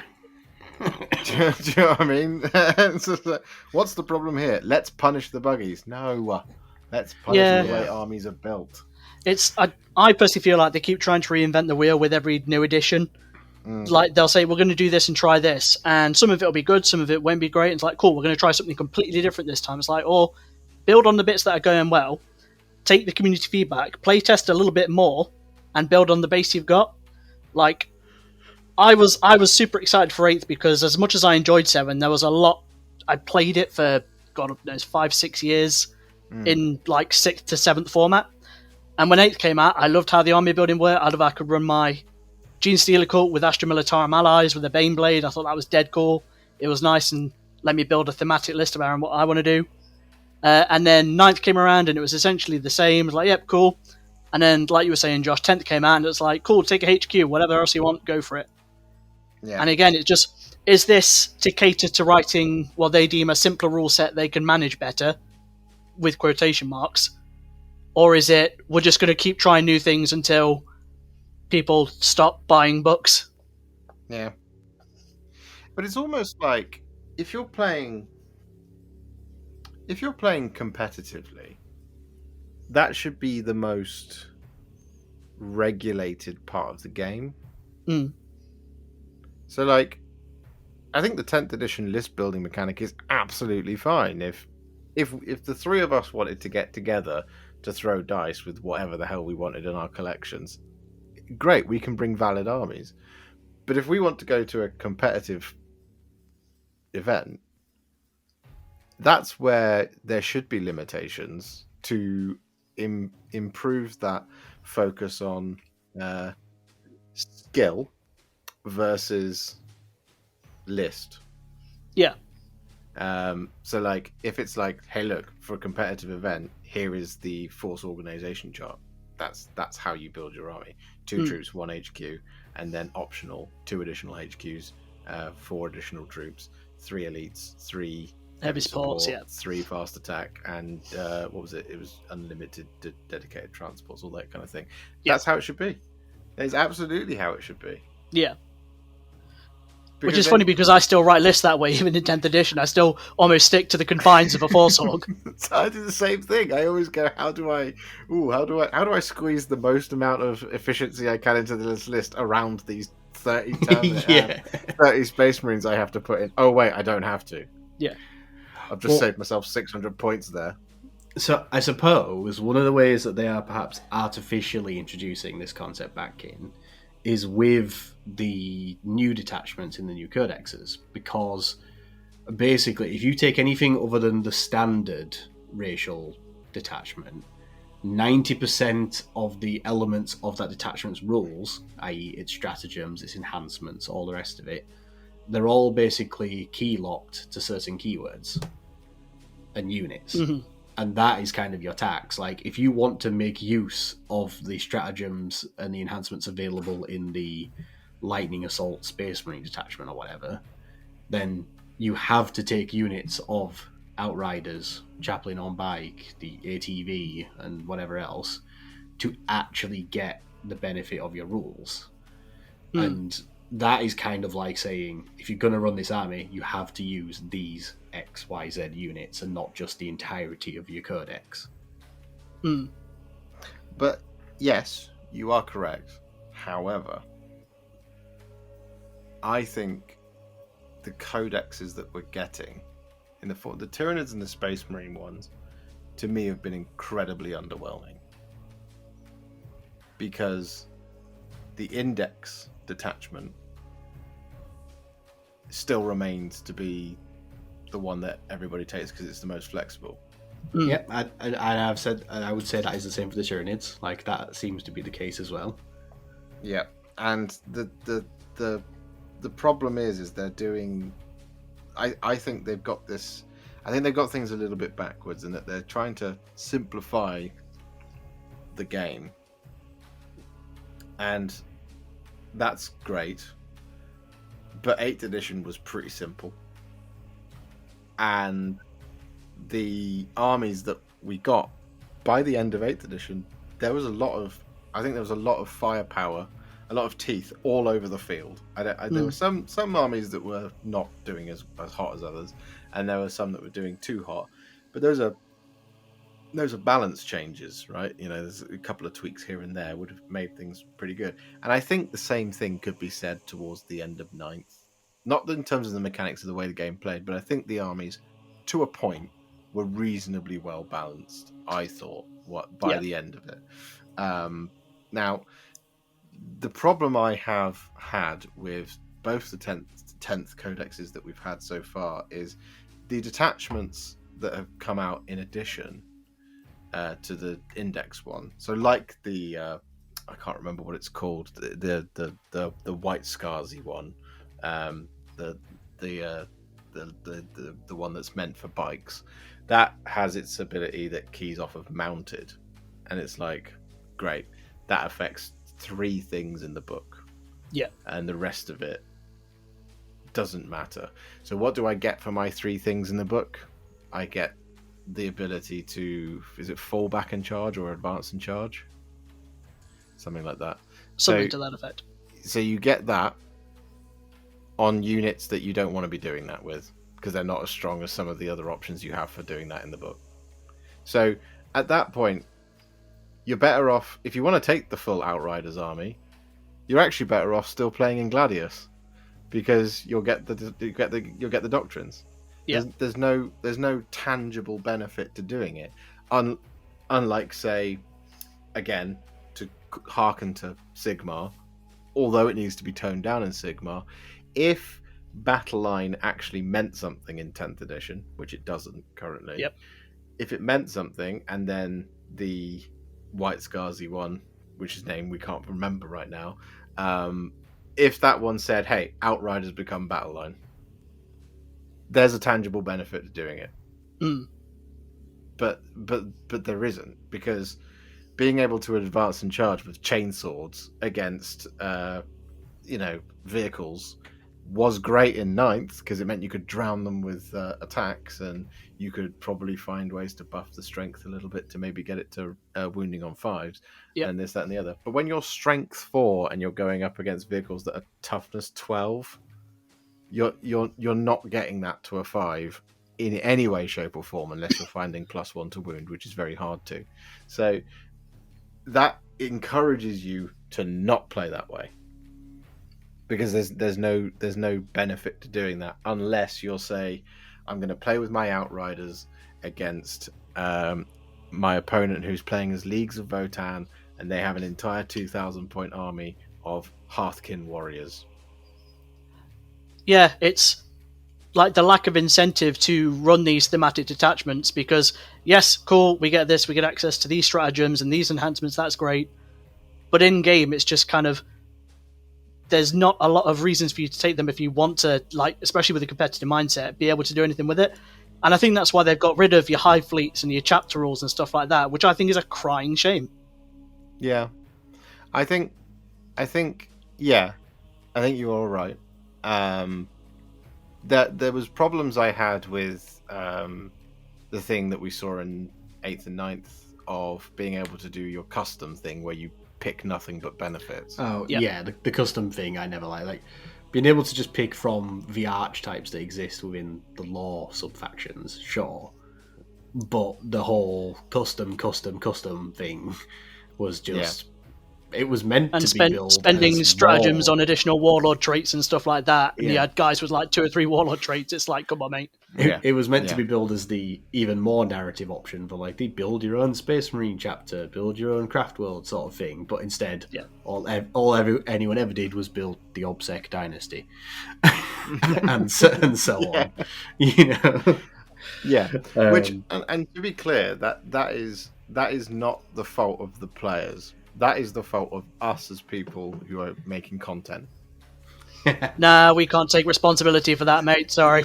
No, I'm going to hold my hands up right here, and I'm going to say, look, as a content creator, I have a duty to promote the game that I wish to see played. And if I go out there and I make a review of a codex where I say this is clearly the best one, if anybody watches that and then goes, well, they've said it, and Tabletop Tactics said it, and Hellstorm Wargaming said that, and Liam Dempsey said that as well. If they've all said the same thing, then clearly that's the way to run that army. That's how they run their army. And that's not their fault. It's just they consumed content to the point of where we all went, hey, this thing's really good.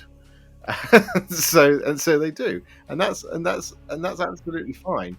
But then that starts to bleed through into the kind of more casual scene, into the local gaming stores, this, that, and the other, which then makes for a much more competitive game. So anybody who's listening right now who says, well, I don't play competitive Warhammer, if you've been crushed by anybody in the last 6 years, it's because everybody else was playing competitive Warhammer and they didn't realise.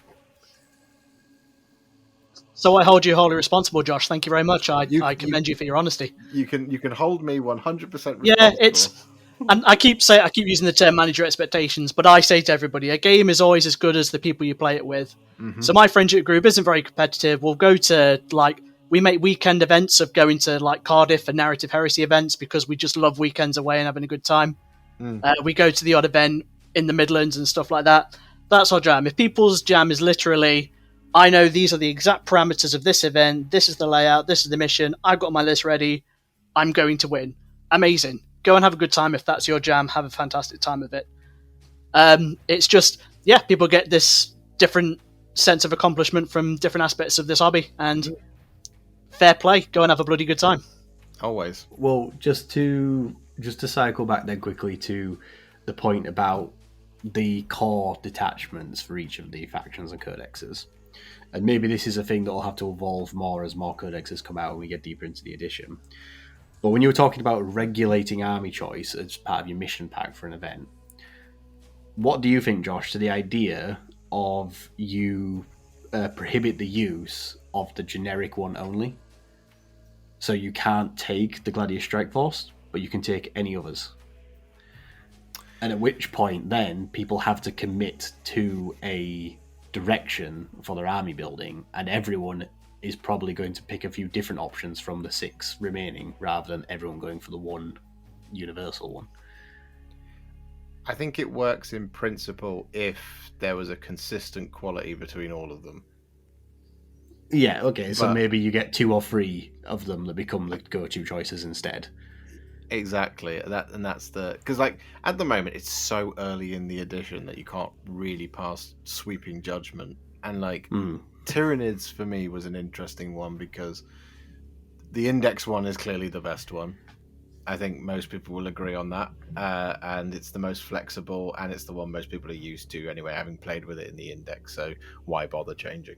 The other ones, the only one that I've seen people be excited about, well, there's 2, but the only one I've seen people be really excited about is the Vanguard one, the one that's meant for like Lictors and Von Ryan's Leapers and things like that. And it's like, yeah, cool. It's not as competitive as the index one, though. People have done well with it, but the one that's being taken the most is the index one.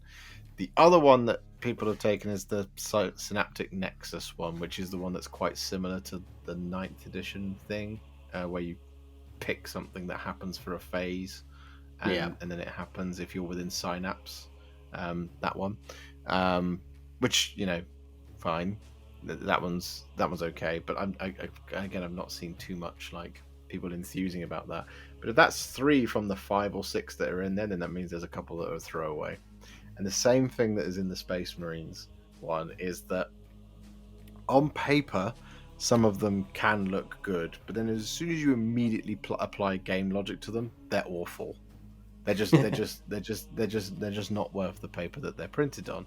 So the best ones in the Space Marine book are, again, Gladius Strike Force, the one from the index, and then you have the Firestorm Assault one, which is great if you want to move fast, because it means every gun has assault, so you can advance with everything and shoot with everything, which is good at the moment, because speed is what is winning most games, which is why Eldar are doing very well, and obviously the amount of devastating wounds that are in the game, although it's no longer mortals. Anyway, it doesn't matter. Speed is what wins you games at the moment, because it just always is at the beginning of an edition. Always. Yeah. If you think back to the beginning of 8th, one of the king lists then was the Razorback Twin Assault Cannon Razorback spam, because it has the potential to be really fast, and it also had the castle thing with Guilliman. But before the Twin Razorback spam, it was Storm Raven gunships, because they're really fast, because speed is what wins early in editions. It always is the way. It always is the way. So Gladius is Gladius is good, Firestorm is good, and the Ironstorm one, which lets you re-roll 1 hit and 1 wound roll per turn, and you just take that on dreadnoughts, ballistas dreadnoughts and things like that. And you also got like Valiant Gladiator Valiants with their laser destroyers. They're really efficient in that list. Otherwise, the Raven Guard one's not very good because it's -1 to hit. It's fine, I guess. But if someone's got the speed to get inside 12 inches, you no longer have any benefits in your army, which a lot of people do. First Company Strike Force, it's not very good at all. Even it like First Company Strike Force is excellent if you roll nothing but 6s for a turn. Which I feel is true of most detachments. Yeah. So like the build with that is you have Guilliman, which lets you move Oath of Moment to another unit, and so you use their ability to do re-roll hits and wounds because it's the First Company for a turn. You use it to kill 2 main big things using First Company Strike Force. That's its only play. If you just roll well and your opponent doesn't roll above average on saves. Otherwise, from that point on, you have no rules. You have no benefits whatsoever to taking that detachment for 4 out of 5 turns. So it's like, that's not great. Whereas one of the reasons Gladius does so well, you get a benefit for 3 minimum turns in a game that currently most times is decided by the end of turn 3. So, How about then, to sort of like wrap up and finish this this discussion for tonight, then we review quickly the concept of what our idealized alternate version of a 40k tournament would look like. Because given the points we've discussed and talked about, it seems like what we three people here on the podcast tonight would like to enjoy and attend is, one, an event that potentially limits particular choices of detachments or requires certain prerequisite units to be included in your army in order to make it feel more like an army. And look like an army. Aesthetic is important. Yeah, it's got to look like an army. It's got to look like you're playing with armies. Includes mission formats where they are generated on the fly from round to round. Even if it is just Leviathan deck drawing the 3 components of the mission each round. Yep. Has tables of non-symmetrical terrain. So, the deployment and table side actually means something, especially if you're also randomly determining what the deployment map is, like the deployment zones each round, as we've been doing. Not Dawn of War, Purge the Alien, as it was in 7th constantly. Yeah. Can't tell you what I had for breakfast yesterday. I can tell you Dawn of War and Purge the Alien looks like. And finally, more weighted scoring towards primary, ideally with some more common examples of end game scoring. And also then bring back First Strike, Slay the Warlord, and Linebreaker. And why not throw in Seize the Initiative while you're at it? Yes! Seize the Initiative. I do. I miss Seize, I don't understand where it went. Because nothing starts a game of 40k better than you going, oh, off. Exactly. But like nothing starts a game of 40k better than being annoyed that you're now no longer going for first, but also, conversely, that beautiful moment of victory when you roll that one chance to get a 6 and you seize the bloody initiative. Yeah. It puts you on such a high for the next 5 turns. Oh, brilliant. I think all of those are very valid points, Tony. It's definitely something. I've got a Heresy / Legions Imperialis event in the works that I'm hoping to get sorted for February, and those are all definitely things I'll be thinking about for that. You know what else I would like? Go on. Ticketed entries that are limited per faction. So funnily enough, I was perhaps going to sort of skip over this a little bit just as we were getting towards the end of the the show. But yeah, one thing I did have on here as a point was more consideration to factions during pairings. And, even if it's just as simple as if where possible within the pairings, you don't have Imperial versus Imperial games, you don't have Eldar versus Eldar games. And yes, obviously, understandably, if you're not doing ticketed entry and you just have people show up with any number of armies they want, then you may end up having some Imperial versus Imperial games. But if your pairings are designed to lean to avoid those matchups where possible, you get more of a cinematic experience where if you show up with an Imperial army, 4 out of 5 of your games will be against non-Imperial opponents in an ideal world, and you actually get to fight the Eldar or the Tyranids or the Chaos Forces or whatever from game to game. Yeah, I mean, it's like ideal world, right? If you're running a Heresy event, you ideally want all 18 legions to be there. Yes. We were too short on my last one. I was absolutely devastated. Which ones were you missing? Oh god, it was Thousand Suns and World Eaters, which is annoying because I'm a huge World Eaters player and I wasn't playing. Thousand Suns surprises me. They were always busted when I used to consider getting into... it's one of those where... And frustratingly enough, as a Space War player, normally Thousand Suns turning up are one of the best painted, so I was really hoping to see some. Yeah. Alas, no. Maybe next time. It's the thing that... Have you guys ever done a Middle-earth strategy battle games tournament? Adore that game. Not a tournament, and I haven't played in about 15 years, but I did love it when I did play it. It's still incredible. Yeah, it's completely... this is what's ridiculous about it. Since its inception, it's pretty much completely unchanged. Yep. It's just they're just like, we can add things to it, but we're not going to change the core thing because it works brilliantly. It just doesn't bloody need it. The Blood Bowl effect. Yeah. Oh, again. Blood Bowl is another great example.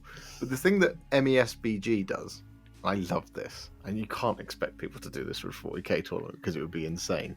But the thing that MESBG does for its tournaments is they say, look, to attend, you have to bring a good army and an evil army.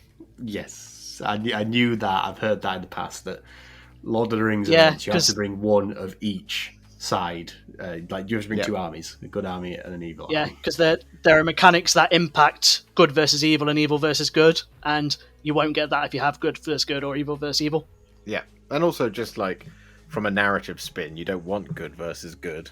Yeah. And evil versus evil, generally. You just want them to... I mean, evil versus evil is more likely, right? Just because it's what orcs do. But, like, good versus good, you don't want that inevitable thing that will happen where the Riders of Rohan face off against the Riders of Rohan. What I do want is Riders of Rohan and Theoden going to Minas Tirith going, where were you when the Westfold fell, Denethor, you prick? Yeah. Alternate history. Exactly. But yeah, I mean, it's like it just gives. My favorite thing about that is it just means that I know that I'm guaranteed. If I go to an event, I'm going to take my Riders of Rohan and I'm gonna play orcs. Yep. Well, not necessarily orcs, but I'm gonna play evil. I'm going to fight against evil. I'm just like, cool, sign me up. Yeah. Whereas if I say the Blood Angels Codex comes out and it's barnstormingly good, and every person dusts off their 3 Smash captains from 8th edition and decides to run a Blood Angels army, I don't want to go to a tournament and play 5 lots of Blood Angels. Lots of red. Well, yeah, exactly. And like, you know, I don't want to do that because that's again very specific to my taste. I want to have a narrative spin on all of my games, so maybe a competitive place isn't for me. Mm. Do you know what I mean? Good thing you're here then, isn't it, mate? Yeah, exactly. Well, there you go then. So yeah, what we've decided, what we really want is ticketed factions and seize the initiative. That's all we need to fix for it. Biggest takeaways. I'll get the letter in the post to GW tomorrow. Seize the initiative, man. I love Seize the Initiative. I'm scared of mentioning it to people who play games of 40k when they're going, what's that all about? It's like, you've never seized the initiative on an opponent. Jesus, you've not lived. You've not lived until you... It's like finding a 20 quid note in your pocket, you forgot about it. It's just, Especially when your entire strategy... Like I said, I played Blood Angels, right? So my entire strategy used to revolve around using Forlorn Fury with my Death Company. So I would deploy them as far forward as I possibly could, based on the idea that I was going first. And if I was going second, I was like, I've screwed myself, so I have to seize. And then when you get that seize, it's like the stars align. It's like the conjunction of the spheres. Get your phone out, text your partner, babe, I've done it, I've seized the initiative. Yes, dear, very nice. You don't understand. You just don't get me. Well, yeah, like you say, maybe we'll see it return at some point in another mission pack in 10th edition or possibly 11th edition. Who knows? Yeah, I guess but yeah, I want to say thanks again to both of you for coming and joining me tonight. Thank you. Pleasure. It's been a long while, and I'm glad to have finally found time to do one. Yes, it's been good having you back on after a while, Chris, because we couldn't align schedules, could we? And thank you, Josh, for coming and joining us for the first time. I'm sure possibly we might have you on again in the future at some point. Thank you. I really enjoyed it. As long as this wasn't too arduous an experience for you, I'd happily come back. No, it was in no way arduous. That's what everyone says until the call hangs up, and then the call hangs up, and they go, "Never talking to that prick again." It's when you go on my Instagram, you see me playing Middle Earth and Blood Bowl. It's like, yeah, he's been turned off 40k proper now. I mean, if you're talking about Seize the Initiative, don't get me started on its complete opposite, which is the fumble turn 1 in Blood Bowl. Oh, honestly, it's...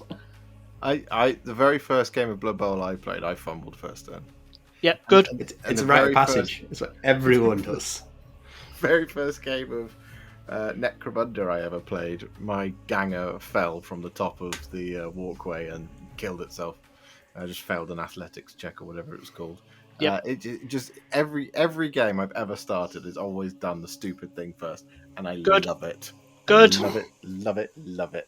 That's what we need. Great. Well, yeah, I think I think that's about everything then for tonight. So yeah, one last time, where can people find you both online, Chris? Find me at the Unrelenting Brush on most things. Instagram is the_unrelenting_brush. Give us a Google, give us a Facebook, check my website out. Any questions regarding your painting, I'm happy to help if I can. And yourself, Josh? Yeah, you can find me everywhere as Warhipster, youtube.com/Warhipster, Instagram.com/Warhipster. Just Google me, it'll come up. Or just like Google contrast paint and I'm pretty much going to be there. Probably. And then, as always, you'll find me as Narrative Wargamer on most platforms. You can also hear on YouTube or on Instagram and so on. And yeah, if you are listening on Spotify or other podcast platforms, then yeah, do check out YouTube because I've got a bunch of other videos on there as well now. Hopefully getting a couple more 10th edition battle reports out in the near future, a couple of lore shorts, and a few more interesting things in the mix for the near future. Some interesting ideas that I'm working on. And it's it's a fun time. I'm enjoying producing all this stuff and getting it up there for you guys to go check out. So yeah, hopefully we'll see you there in the future. So yeah, that's everything tonight, guys. So we've content creation. Yeah, we have for the first time ever on the Narrative Wargamer podcast, we've properly sat down and talked about competitive, and we've like I say, we've come to the conclusion that it was better with Seize the Initiative. Yep. Yeah, I don't like it. Yeah, I've decided I definitely don't like it. That doesn't mean I won't play competitive games and turn up with stupid lists and watch my opponent go, well, this would be easy. And I'm like, yeah, but look at my orcs. Look at them. Do you mind if we roll to Seize the Initiative just for fun? Yeah, exactly. Let's just roll a dice so you can roll a 6. Well, I mean, usually I end the tagline with these shows on helping you discover more ways to play, and perhaps the biggest takeaway from tonight then is next time you play a game of 40k, just try Seize the Initiative, and if you've never heard of it before, never seen it before, it'll be an experience for you. So yeah, until next time, guys, this has been the Narrative Wargamer Podcast, helping you to discover more ways to play 40k.